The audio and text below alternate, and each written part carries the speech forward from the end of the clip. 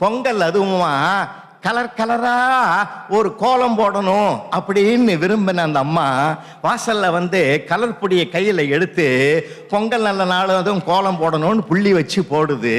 அந்த கோலமாவை எடுக்குது கையில. வீட்டுக்காரன் பின்னாடியே நிக்கிறான். பார்த்து பார்த்து பார்த்து பார்த்துனான். கை நடுங்கி போய் அந்த கோலமாவே சிந்தி போச்சு. கிட்ட போய் போட போனான். மெதுவா மெதுவா மெதுவா மெதுவான்னா அந்த பானைய கோணலா வருது. அப்புறம் மறுபடியும் இந்த மாவை எடுக்க போச்சு. பார்த்து பார்த்து பார்த்தேன்னா, யோ உனக்கு கோலம் போட தெரியுமா? தெரியாது. அப்ப எதுக்கு பார்த்து பார்த்து பார்த்து மெதுவா மெதுவா நீ என்ன ஏன் டென்ஷன் ஆக்குற? சரி, உனக்கு பைக் ஓட்ட தெரியுமா? தெரியாது. அப்ப ஏன் என் பைக்கு பின்னாடி உக்காந்துங்கன்னு பார்த்து பார்த்து பார்த்துக்கோ. மெதுவா மெதுவா மெதுவா போ. அப்ப என் கையை எவ்வளவு நடுங்குதுன்னு இப்ப தெரிஞ்சுக்கினியா? தெரிஞ்சுக்கினியா?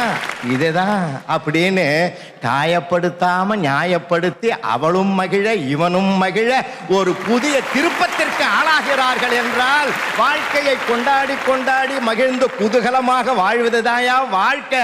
அதுதாயா நிஜமான சொர்க்கம். அதனால்தான் கையும் கண்ணுமாக கணவனும் மனைவியும் வாழ்ந்து கொண்டிருக்கிறோம் முந்தைய தலைமுறையை சார்ந்த நாங்கள். ஏன் தெரியுமா? கை அடிபட்டால் கண் தான் அழும். அப்படி அழுகிற போது அடிபட்ட கையே எனக்காக நீ அழுகிறாயா என்று அந்த கையே துடைத்து விடும்.